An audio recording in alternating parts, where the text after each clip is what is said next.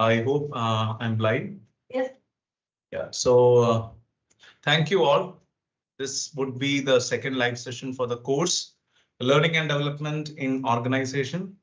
I'm really happy to see a lot of responses that I'm getting via email, LinkedIn chats, and WhatsApp messages, etc. So I am really happy and satisfied that the course has actually hit the bullseye. Specifically, it has contributed a lot to people who are in the L&D vertical specifically. I'm hearing this particularly from the L&D vertical side of the industry. A lot of people are acknowledging and appreciating the fact, and that is something which is really motivating me, to come up with more such courses. So learning and development per se has been an important vertical of the HRM. If you look into the industry per se, of late, as a discipline also, it has gained momentum, irrespective of the fact that it is many a time subsumed or taken as a subset of the entire human resource management domain. That said, it has its own niche environment that it has created specifically with respect to the growth mindset that an organization will have, that organization can have. These are some things which we have technically discussed over in the classes specifically. So when we look into learning and development per se, I will start with addressing a couple of questions that are there that I've received. In between, since it's a live session also, if you find there are any questions, clarifications that you need or require, please feel free to type in. We can have a chat with respect to that. To start with, and once these few questions which I've got are addressed, I'll go through again a quick revision. Revision in the sense specifically something which larger set of population has asked me to discuss, and that will be what I'll be focusing on. Because in the first live session, I've given you an overview. You might be comfortable into, let's say, some week 10 of the course that I believe now. Again, I repeat this in every live session. I say it today also. A lot of messages, a lot of queries are coming in. What will we do? We missed out on assignment. Many or the larger chunk of messages that I'm getting is with respect to that. Please do not worry. Yes, there is a weightage of marks that's associated with your assignments. That said, it's not the end. It's a very minuscule portion, and you miss out on one or two assignments, it does not make a difference. But you have to prepare well for the end term examination. So that's what is more critical. That's what more important. You can go through the classes, go through the sessions. Specifically moving into the questions that I received. First question was how to make compliance and training more attractive. So these are some things which we have emphasized over our lecture schedules, and you will find it in the lecture classes. But to reiterate, and at the cost of repetition, I would like to answer this particular question. See, when we are looking into the compliance and the training aspects to make it more appealing, more attractive, we would definitely say we have to look into gamification techniques. Now, I have categorically introduced you to some of the gamification aspects within learning, like incorporating the gamified elements, like game elements like points, be it badges, leaderboards, or let's say small rewards, etc. So that would be one of the most critical aspect that you can do to make the compliance and especially the training more appealing, attractive, etc. Another significant aspect or thing that you can try out if you are a person from the industry or elsewhere, you can look into leveraging the micro learning. So when I'm talking about micro learning specifically, you have to break down the larger chunk of the volume you want to assimilate into small bit-sized learning modules. That will enable you to absorb more. Now, usually we do say that nowadays people learn, or people are interested to learn or look through or browse through or scroll through reels videos, etc. So gone are those days when people stick on to one book from start page to the end page. They keep on reading it. This at least does not happen with respect to a textbook nowadays. So when you look into some particular program, a good example could be the people who are listening to us. You people are actually more interested in using this SWAYAM NPTEL as a platform to learn further, to upgrade further, to have a growth mindset. So this is what typically is the reflection of the society. What we see here as my set of students is a microcosm of the entire set of learners that are there in this universe. So we all are, including me, we all are inclined towards learning through videos, small reels, smaller videos, not even videos with respect to 1 hour. It might feel boring. That's why if you look into most of my lecture sizes also, I have tried to put it 20 minutes to 30 minutes. Occasionally 1 or 2 sessions would go for 40 minutes or something, but otherwise it's more or less between 20 to 30 minutes, and that's what ideal learning scenario or something where people can comprehend would be. So that is one way. Leverage the micro learning. That is the way ahead, where people are going forward with a lot of micro learning practices. Another thing which I've noted down with respect to that question is make contents more interactive. Be it quizzes, be it the decisions making, decision-making exercises, or let's say using the multimedia techniques. All these aspects need to be personalized. What I generally practice at my teaching level is that when I take concepts, or especially when I put quizzes or let's say exam, I would try to bring the student's name and personalization into picture. Why? Because this personalization helps us to be more absorbed towards the particular session or the topic, whatever it is.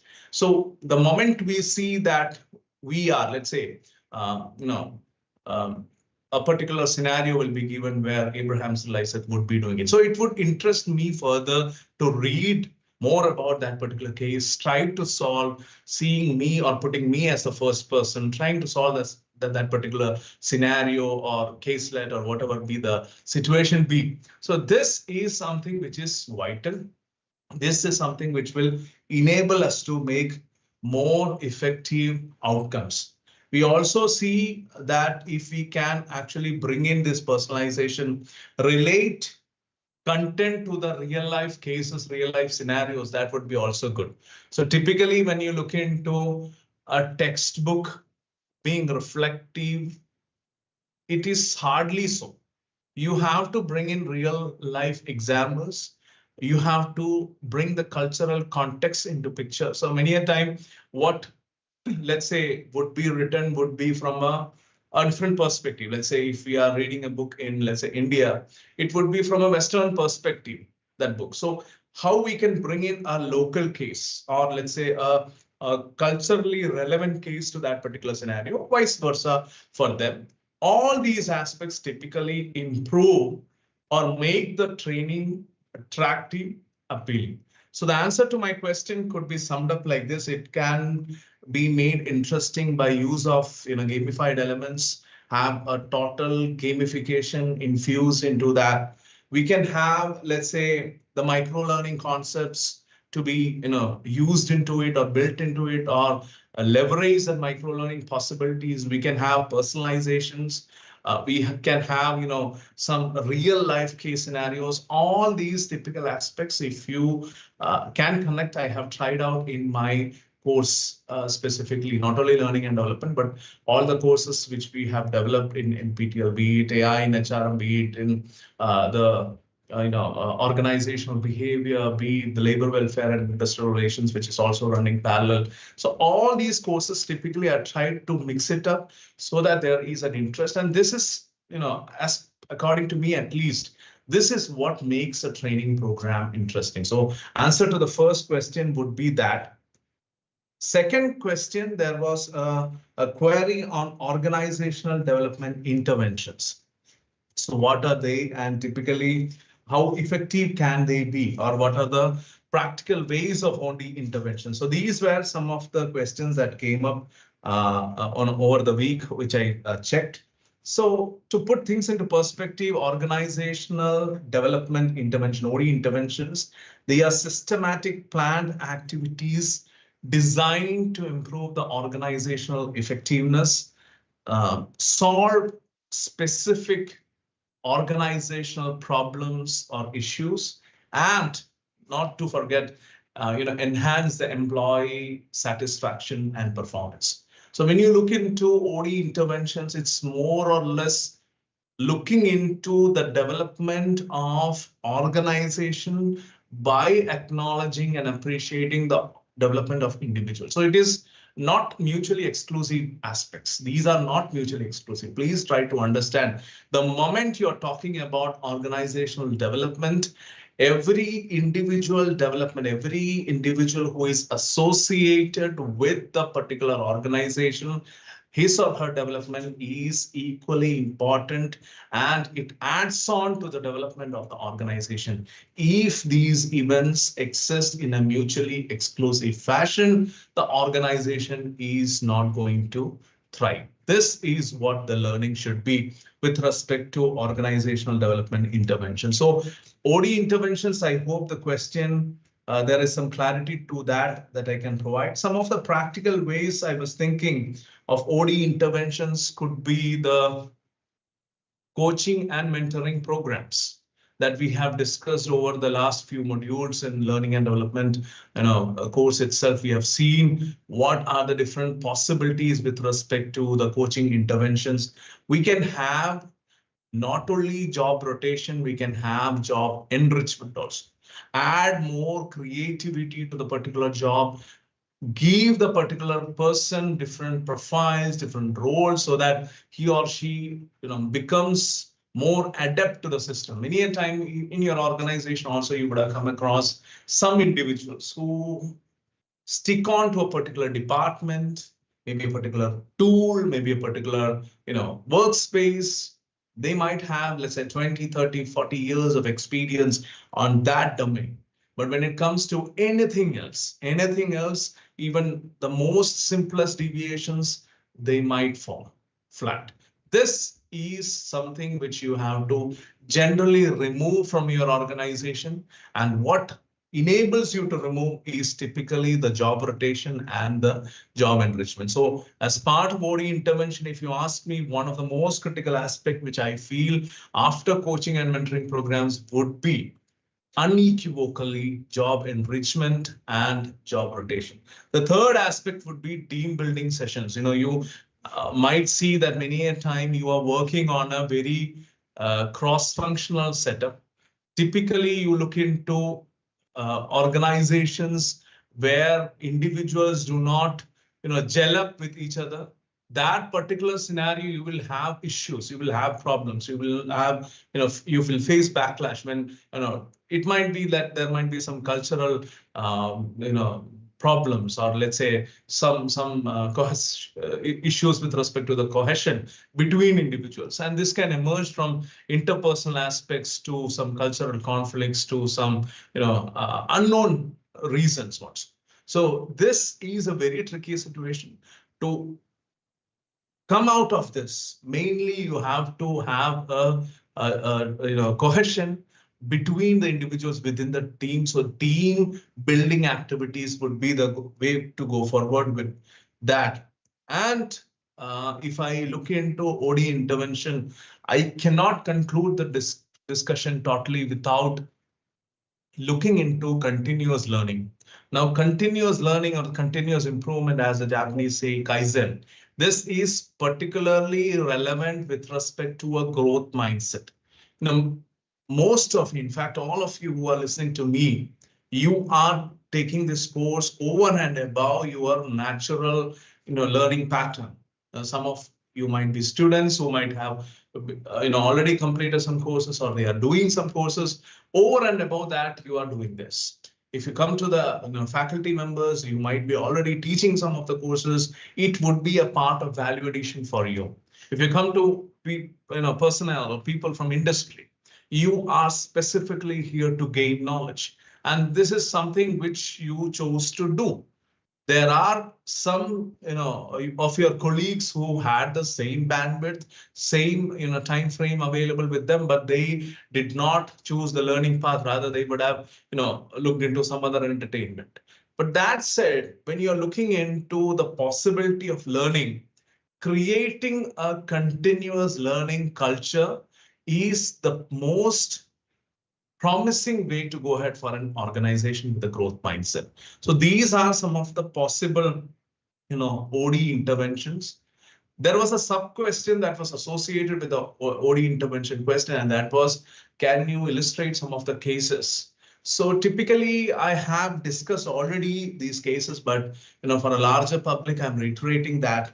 One thing which I noted down is with respect to the Southwest Airlines that has mandated ongoing leadership workshops for its manager, transforming training into sustained development programs. And I also recollect something from my personal experience when I was doing my research in one of the university abroad as part of the joint doctoral program. I had got opportunity as a session chair and as a person to lead some particular courses.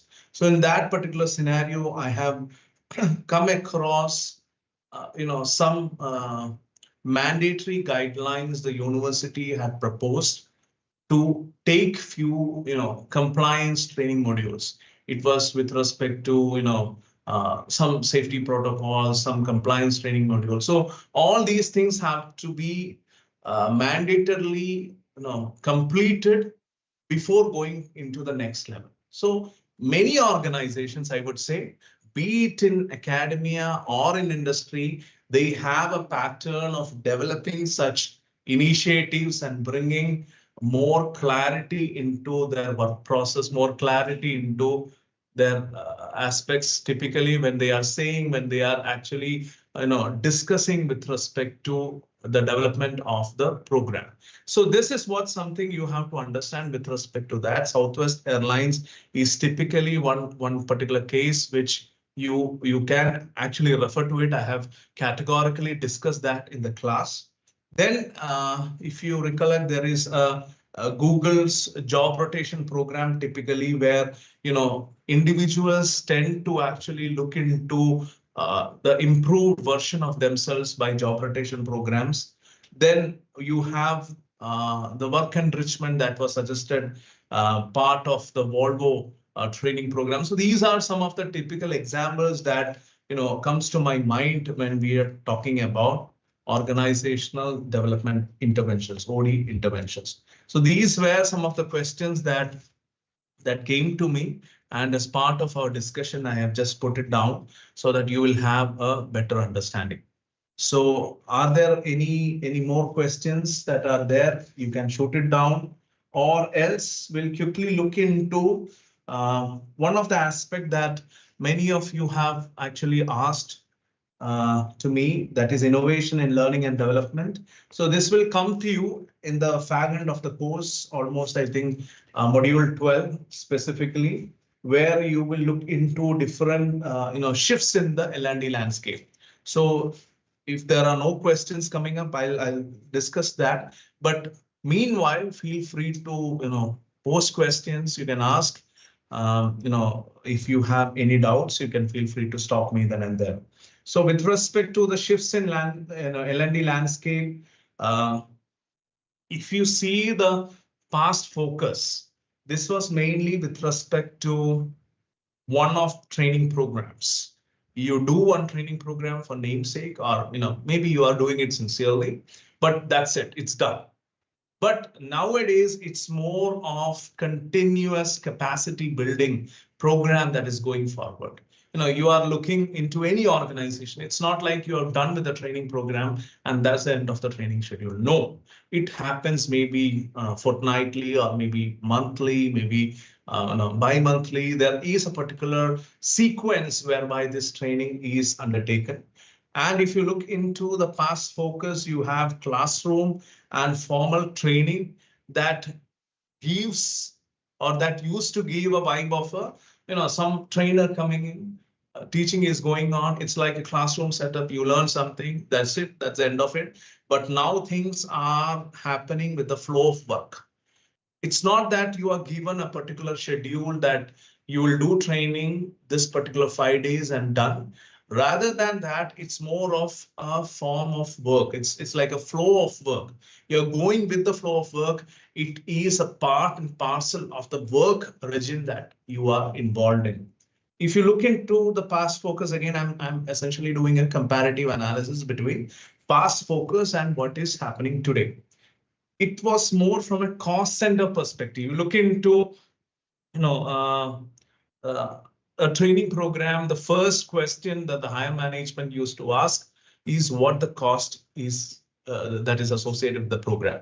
But nowadays, you look into that, it's more about, the query is more about what is the value or what is the impact that a training can actually give to you. So this has been a paradigm shift. If you look into the case, how it has moved from the past training modules to the future, or what is happening, or the new work, new training contracts that are happening nowadays. You look into the previous aspects, there were standardized learning paths, but now, as I mentioned, in case of the interventions specifically, now we have a personalized learning path that is associated. And if you look into the previous learning programs, it was made mandatory from the human resource department. So it was more of a HR-led initiative. But now we see that it is more of a business integrated learning strategy that is driving the learning. So irrespective of, let's say, some HR department enforcing that this learning has to be done, you are taking it up for the sake of a business integration. So these are some of the classic contrasting aspects that, first of all, I would like to address as part of some of the doubts that came to me. I thought I should address that. When you are looking into training, it is, as I mentioned, it is more of a shift you see from an event-based to continuous learning. So when you are looking into a training program, it's not a program in itself and then other things are working in silos. No, it is a continuous learning process that's happening. That's what a takeaway you should take from this particular discussion. When you look into this effective learning and development programs, you have certain strategic outcomes. Like, let's say, business growth and innovation is one significant outcome. You can also think of reliability or the agility and resilience that has come to you as part of the training program. Necessarily, it might not be that only you are being made an expert in that particular domain. It's more about the resilience or the agility you have gained with respect to that particular learning program. I've also noted down some of the possible leadership development that can happen, some of the possible cultural transformation that can happen with respect to these training programs. So these are some of the strategic outcomes that these training programs actually give. And if you look into some of the studies which I will categorically focus in the final module, specifically the last few sessions of the course, according to CIPD 2021, you have already seen some of the statistics which I share with respect to CIPD. Organizations that embed continuous learning experience a 20 to 30% increase in the productivity. This is the point of view that leads organization or that motivates organization to go forward with respect to learning and development. Why you think that every single organization today is interested in L&D vertical? The reason being simple. I'll also share some of the statistics that as I've noted down. Companies in the top quartile of learning culture maturity are 92% more likely to innovate. See the striking difference that is there, or 58% more prepared for future skills, or 17% more likely to be market leaders. This by a Deloitte report. So these are some of the possibilities that learning and development actually gives. And this is what makes, learning and development all the more relevant in today's world. When you look into different verticals, typically not only the L&D, you look into talent retention, you look into the recruitment, you look into typical aspects of training and development, you look into typical aspects of, let's say, preventing the attrition. All these aspects boils down to what is the possible growth mindset. One of the example I took, I believe in the last session, live session, or maybe in the class, would be that, the moment you have to choose between two companies, let's say at a mid-level, a company which offers you tremendous growth potential. You have an organization you're working for with high, organizational growth that the organization is ready to provide, or there's a potential to obtain that. On the other hand, there is an organization which is not so cozy, not so good to work with, especially with respect to the culture, with respect to the mindset, but still you have a better pay package. Many a time, if once you are settled in an organization, you choose to go for the first organization rather than the second one.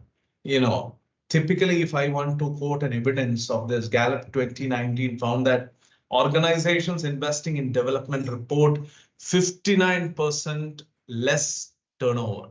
So this is something which you understand why organizations nowadays are keen on moving towards the learning and development domain altogether. And a recent report by LinkedIn Learning 2023 identifies lack of growth opportunities as a top reason of employee disengagement and job switching.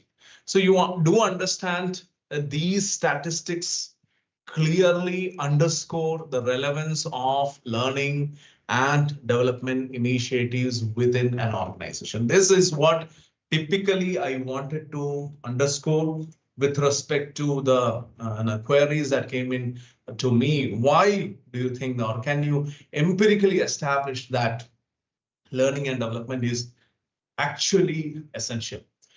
The need for learning and development, this is what has prompted you to take this course, I believe.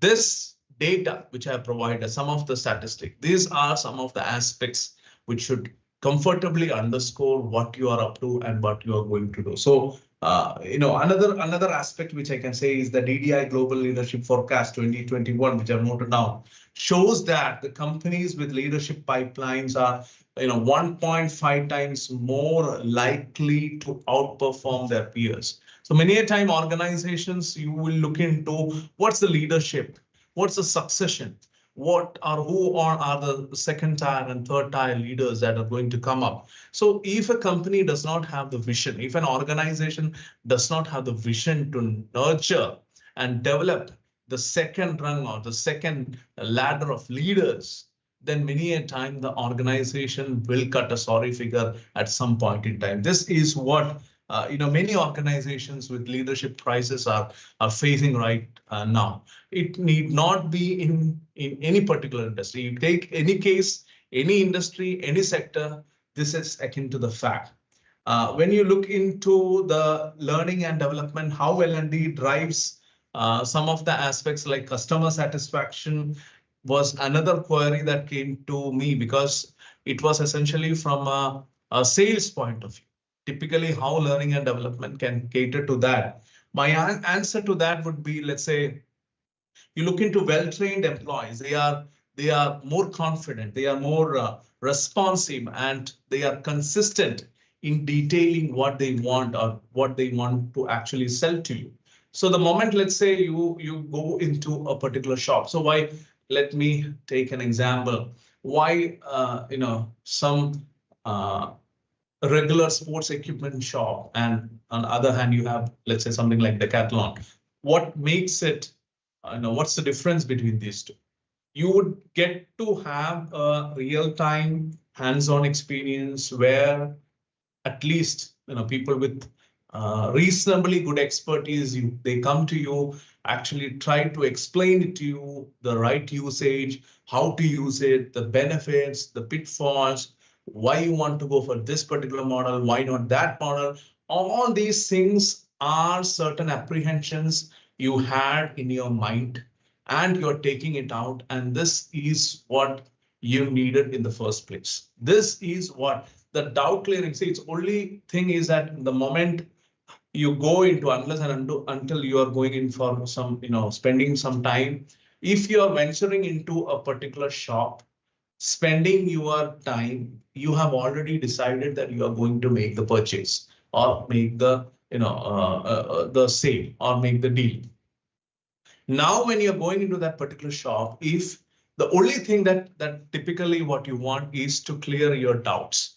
If the representative, the customer representative is, or the person who is dealing with the customer is able to clarify all your doubts, 100% you are going to make the deal or you're going to purchase that particular product, because that was your intention in the first place. Nobody wants to simply waste time, spend, let's say, a couple of hours in just exploring the products. You have already done that. This is a point where you venture into a shop, you have some critical doubts. If those doubts are cleared, it's only simple buy and get out of the shop. This is what the whole process is. Now, when you are looking into that particular arrangement and you see that there are individuals who are non-responsive, who are not taking any interest in your, product selection or, let's say, product inquiry, you feel that, this is not the right shop or this is not the right way, and your disinterest is converted to your, a lack of finalizing the deal or lack of finalizing the purchase of the particular product or service. This is what makes learning and development significant, especially well-trained employees that, as I already mentioned, are more confident, they are more responsive, and they are more consistent in dealing with customers. So learning and development, be it in knowledge management, in product development, everything needs an empathy that is associated with respect to that. Learning and development also has an element of, culture associated to it. Many a time you see that, L&D is a key vehicle in reinforcing values and reinforcing behaviors, attitudes, etc. So most of the things that you perform are learned behaviors, right? You look into attitude, that is also a learned enduring predisposition. So all these typical aspects can have an effect, and you can obviously change that. There is a possibility of unlearning or relearning this. That's why, there are possibilities of reskilling and upskilling that comes to an individual.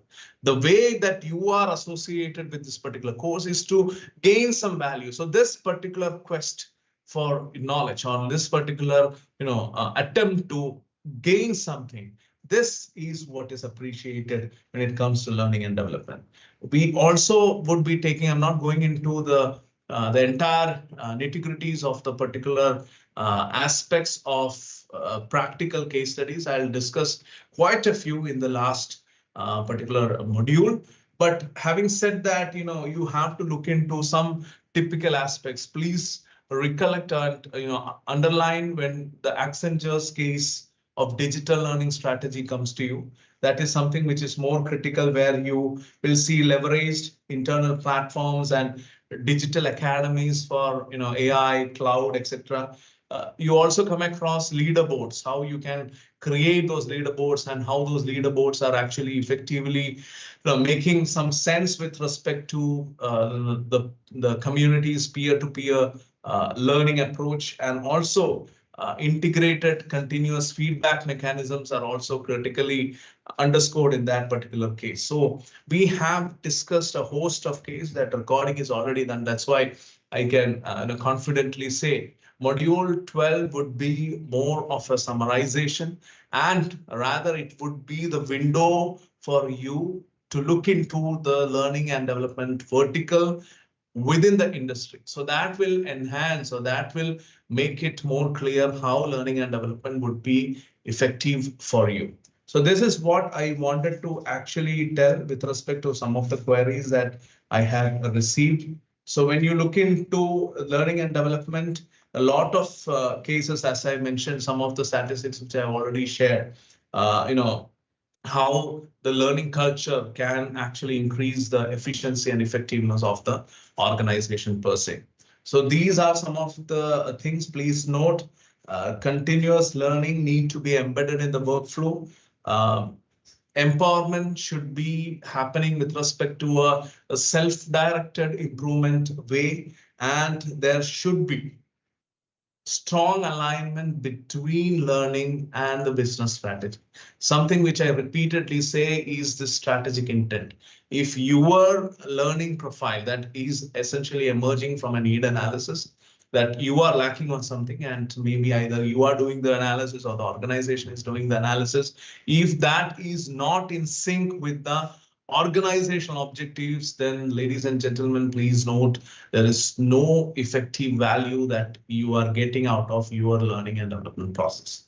It should actually supplement and complement the effects of organization or the growth strategies of the organization that will enhance not only your learning capabilities and assimilation, it will also enhance the organizational learning. So this is what I wanted to tell you. I will just give a couple of seconds to check if you have any doubts in live. You can shoot down. We'll try to discuss. Any questions?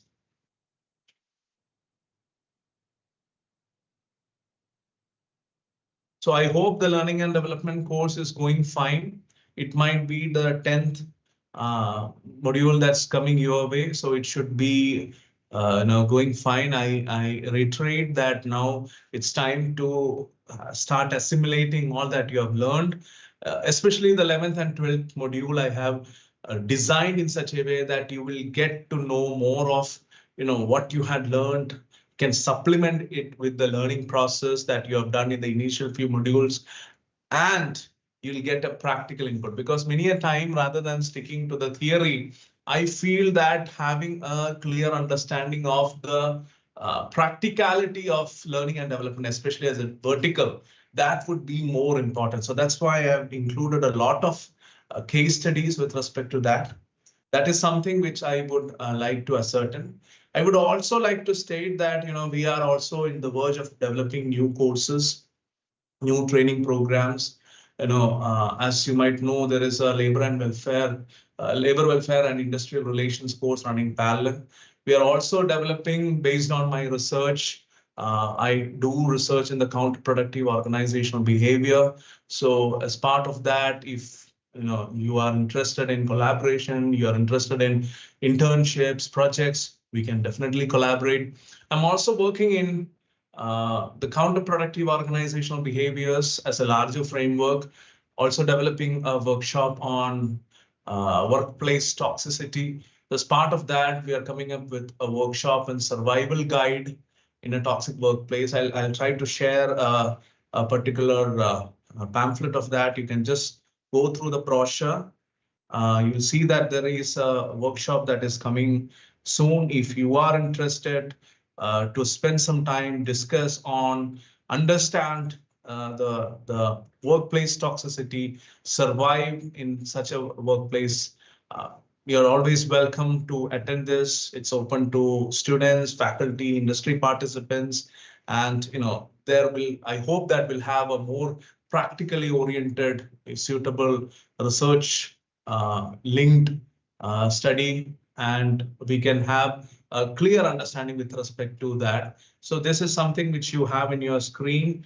And coming back with respect to learning and development, if you have any questions, please do ask. And for any reference, I've also shared the particular workshop details, or else you can connect with me. You can, we can think of developing some particular research work with respect to maybe learning and development, maybe your work related to some workplace behavioral patterns, etc. So these are some of the possible collaboration opportunities that we can do. But otherwise, I feel learning and development course is going fine. I can see that through the enormous response I'm getting on a day-to-day basis, complementing the teaching as well as the content. I'm really grateful. I'm thankful to my TAs as well. And I'm also thankful to the larger audience who are actually making this possible, and they are actually assimilating all the learnings that have happened. So if there are any further questions, I would again wait for a couple of minutes.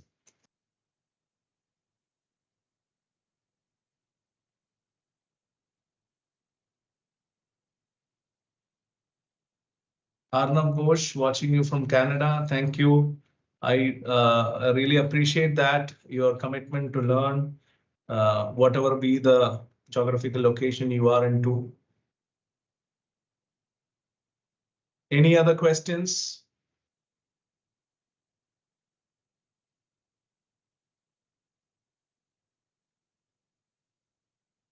Please feel free to register for the survival guide in the toxic workplace. It will be very much effective for people from industry, and we'll also look into such discussions and more of these courses that can be developed over time. So this is something which you would definitely would not want to miss out on. Any questions with respect to learning and development?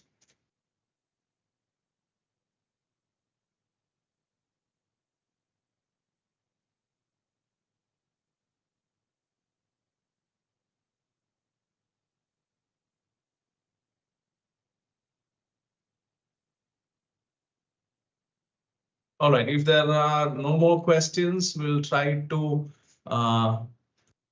wind it up. We'll try to have a final word. Let's see, a couple of more modules are going to come your way. As I mentioned, it would be more of, practically oriented sessions that are going to come, especially in module 11 and module 12, where I'll be discussing a lot of cases. Please go through the content in a religious manner. Most of your exam questions, you'll be able to answer that. Repeatedly, I say that. So I will ensure that you'll get a good mark if you are actually going through the particular lecture modules. So that is what my sincere advice would be. When we look into learning and development, there are endless possibilities that actually emerge. Endless possibilities that we see. Many a time we generally don't understand specifically what is there in learning and development. So this is something which is very trivial. We tend to see that, okay, this anybody can do, any person can typically do this particular course. There is what is so great in this. So many a time I generally see that learning and development is something that is crucial, that is vital, that is typically not part of us. Many people come to discourage us, but please do understand that these courses or these type of courses, they instill a growth mindset in you, and nothing can beat a growth mindset. Whatever be the job, whatever be the profession, whatever be the discipline you are associated with, if you are having the right attitude, if you are having the right mindset, I would definitely say that's the way to go ahead. On that note, we'll conclude today's live session. We'll meet once more, I think, with respect to learning and development. Till then, take care. Bye-bye. Namaste.